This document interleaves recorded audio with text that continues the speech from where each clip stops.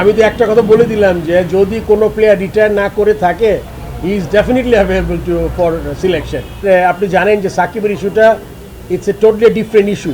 এটাতে আসলে নতুন করে কিছু না। আপনি জানেন লাস্ট যে ওয়েস্ট ইন্ডিজে খেলেছি আমরা, ও যে মেন্টাল স্টেটই ছিল না, খেলার মতো যেতে পারে নাই। এখন সাকিব আসলে এখন বলবে যে কি বিপিএল খেলবে, ওর অবস্থাটা আসলে আমার থেকে কিছু বলতে পারবো না। আমার কাছে কোনো আপডেট নাই সাকিবের ব্যাপারে। যে এশিয়া কাপ যে টিমটা চ্যাম্পিয়ন হয়েছে, ওদেরকে প্রত্যেক প্লেয়ার অফিসিয়াল যারা আছে পুরো ফুল স্কোয়াডকে পার পার্সন 3 লাখ টাকা করে আমরা প্রাইজ মানি অ্যানাউন্স করেছি। আমাদের বোর্ড সভায় আজকে আমরা 3 জন বাইরে ছিলেন ঢাকায়, তারা জুমে হয়েছেন, আর সব বোর্ড পরিচালক প্রেজেন্ট ছিলেন আজকে। আচ্ছা, প্রথমে বিপিএলের প্রি ইভেন্টসগুলো নিয়ে আলোচনা করেছি।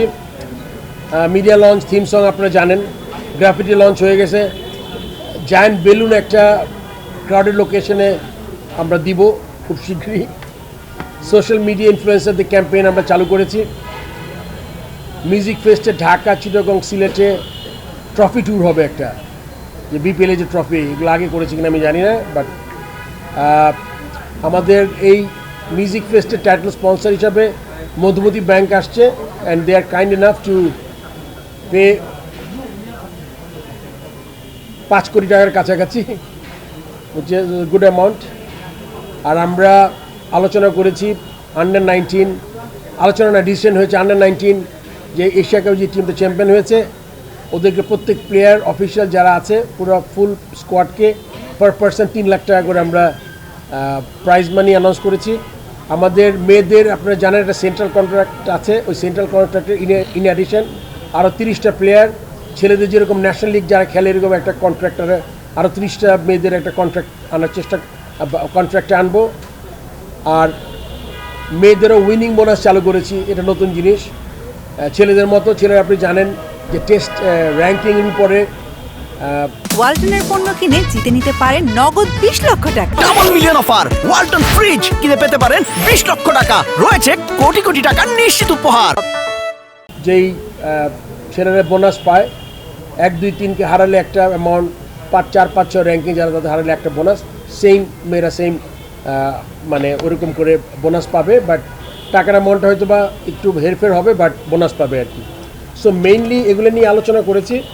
আর আপনারা সবাই জানেন চ্যাম্পিয়ন্স ট্রফি, এটা যদিও আইসিসির মিডিয়া রিলিজ হয়েছে, সো হাইব্রিড মডেল হচ্ছে, এটা আমার আসলে তেমন কিছু নেই, এটা অলরেডি আপনারা পেয়ে গেছেন।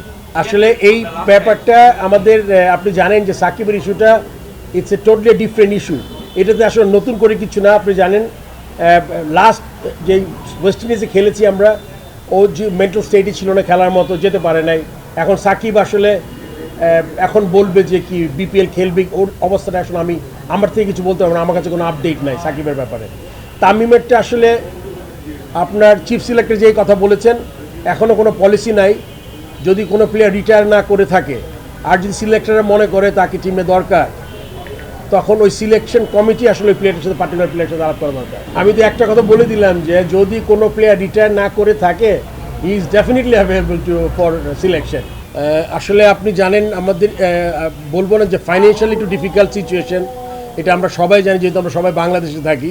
সেই জন্যই কিন্তু ব্যাপারগুলো আসলে আপনি মনে করেন এক্সটেনশন দিচ্ছি আমরা চাই যে আমাদের জিনিসটা, আমাদের পারপাসটা সার্ভ হোক, প্লাস বিপিএল টিমগুলোর জন্য যাতে এক্সট্রা প্রেশার না হয়, সেই জন্য আমরা জিনিসটা বানাচ্ছি। তবে এটা মনে করবেন যে আমরা ডেফিনেটলি এটা টাইম বাড়ানোর সাথে সাথে আমরা ট্রাই করব তাদের কাছ থেকে ব্যাংক গ্যারেন্টি নিয়ে যাওয়া। আপনি যে আবার আপনি বলেছেন, আপনি জানেন যে আমরা ব্যাংক গ্যারেন্টি অ্যামাউন্টটা কমিয়েছি, বিকজ এই সিচুয়েশনের জন্যই কিন্তু এখন খুব ডিফিকাল্ট যেটা যাওয়া যাবে। যেমন স্পন্সরের ব্যাপারে, মানে আমি বলবো যে এই সময়ে Madhumati bank was so kind, এত টাকা স্পন্সর আমরা পেয়েছি, এটা উই আর সো হ্যাপি। কিন্তু অন্য ক্ষেত্রে কিন্তু স্পন্সর খুব সহজ হচ্ছে না আর কি আমাদের। এটা আমাদের বোর্ড লেভেল হোক বা বিপিএলের টিমগুলোর জন্য হোক, এগুলো সব বিবেচনায় এনে আমরা এবার একটু সহজ করার চেষ্টা করেছি সব দিক থেকেই।